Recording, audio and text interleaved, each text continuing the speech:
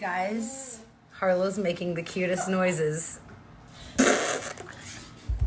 All right, it's time to revisit buck stitch in the practice pin. So let's check this out. We are looking at inside rein progression. So when you saw buck stitch last, he had a really hard time when I would utilize the inside rein, and he would kind of put his head up, stiffen, and then run through the bridle. And those were issues that we have been having. So we're gonna work backwards through this issue.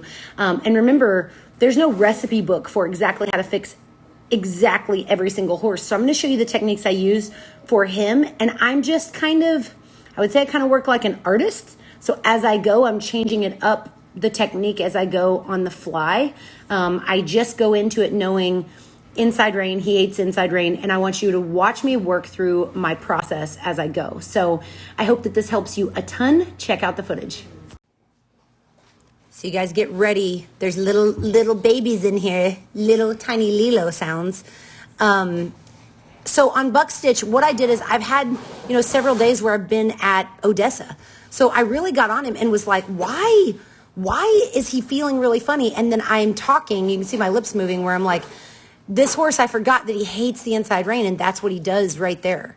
You see him get sticky? I'm sure you guys have had a horse like this in the past where you weren't really sure what's going on. Let's go back here. I'm going to show you something that's very important when you're listening to your animal, and that is right here. I want you to see his head to the outside. I'm going to slow this down. I want you to check out him tipping his hip out.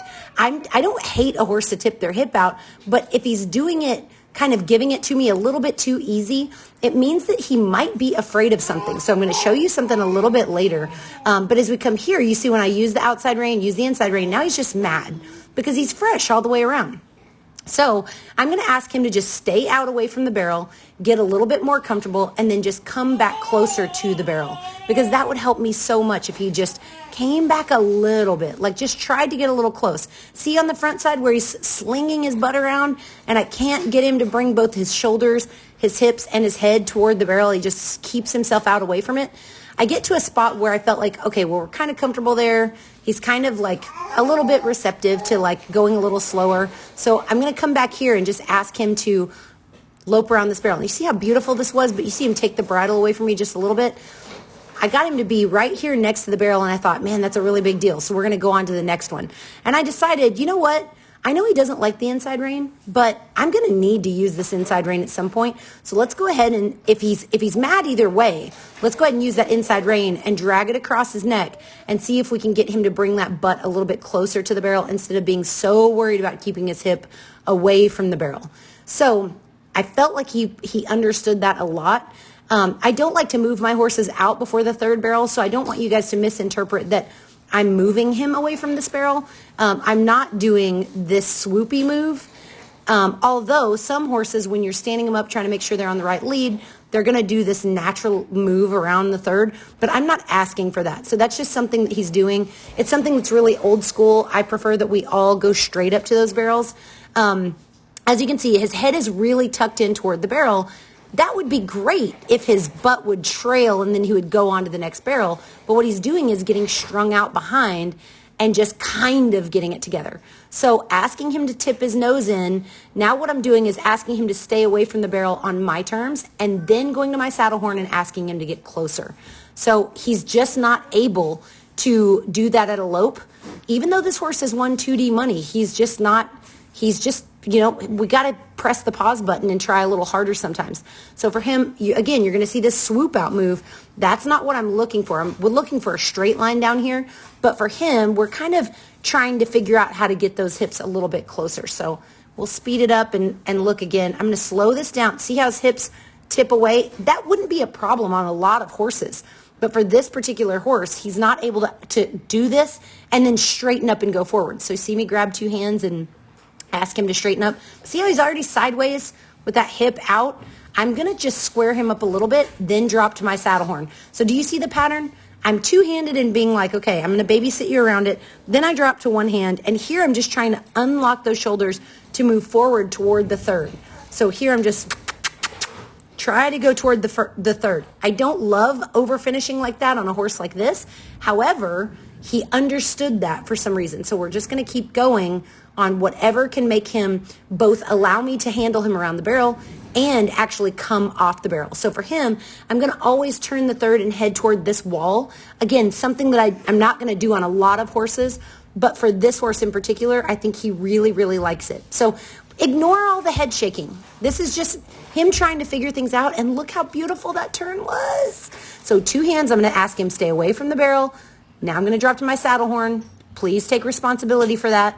Okay, you didn't take responsibility, so I'm going to ask you a little bit more to come around. I'm going to put a little bit of pressure on you to move those feet forward. What I'm looking for is him to go forward toward the third. I'm not getting that, so I'm going to ask him to just release the pressure, let that brain unfold a little bit more, and then I just loped him up to the third. So see how his front end is just wanting to stop and not continue to go forward?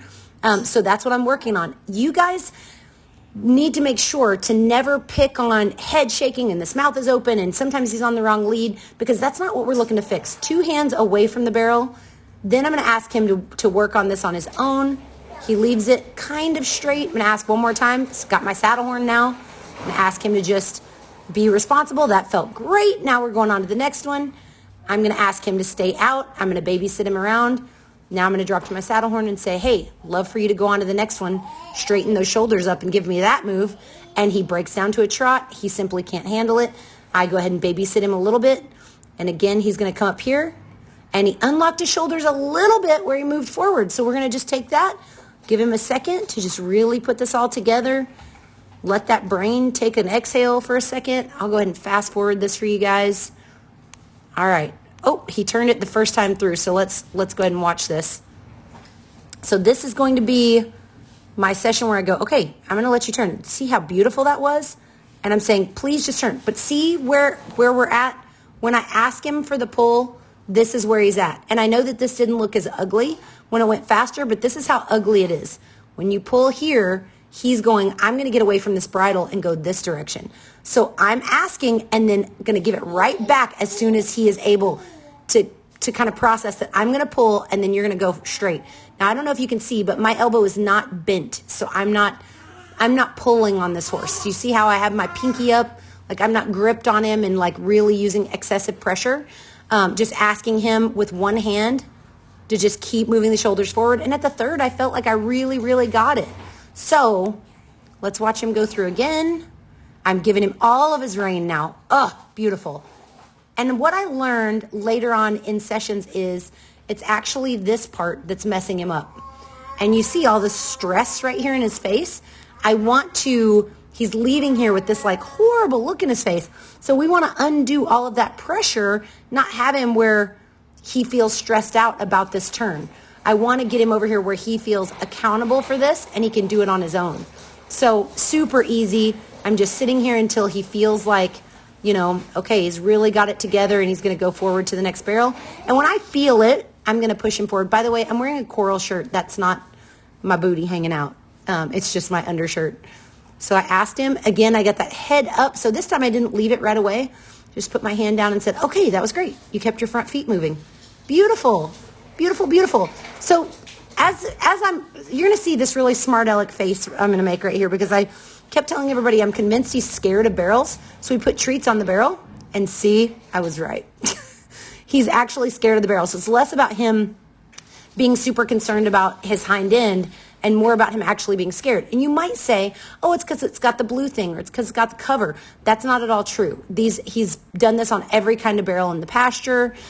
So we just did this where we just kept putting treats on top of the barrel and allowing him to create a new relationship with that barrel. So I did that a few times.